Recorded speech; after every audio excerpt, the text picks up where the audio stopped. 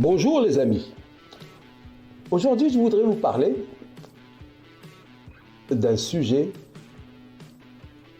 relatif au diabète type 2. Un apport équilibré en graisse est associé à une diminution du diabète de type 2. C'est ce que révèle cet article sur Preprint avec la prestigieuse revue médicale de Lancet. Il n'a pas encore été examiné par les pairs. Le texte intégral de l'étude peut être consulté sur papers.ssm.com. Les chercheurs ont utilisé des données collectées prospectivement à partir de 2010-2012 auprès de 7274 résidents adultes de la province de Guizhou en Chine, avec une évaluation de suivi en 2020 après une durée médiane de 8,6 ans.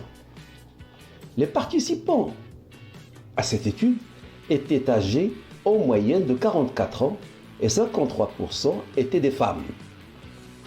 L'étude n'a pas inclus les personnes ayant des antécédents de diabète.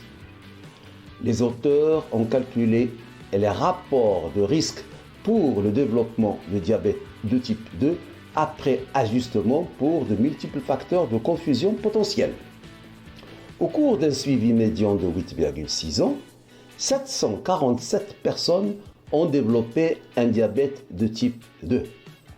Par rapport aux personnes ayant la consommation la plus faible d'huile de cuisson animale, celles ayant la consommation la plus élevée présentaient un taux relatif de diabète de type 2 significativement plus élevé de 28% après ajustement pour plusieurs facteurs de confusion potentielle.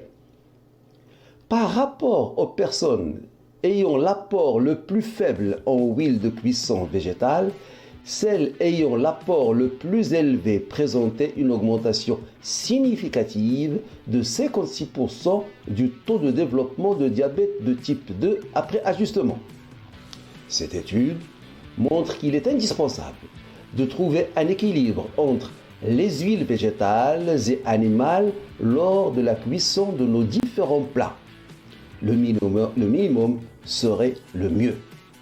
Il ne faut pas oublier que la cuisson ou la friture à des fortes températures modifie les propriétés de ces huiles à tel point qu'elles dégagent des substances appelées hydrocarbures aromatiques polycycliques comme le benzopyrène ou l'acroléine, des composés toxiques et cancérigènes.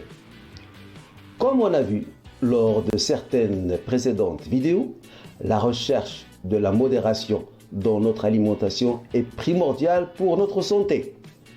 Voilà ce que j'avais à vous dire aujourd'hui.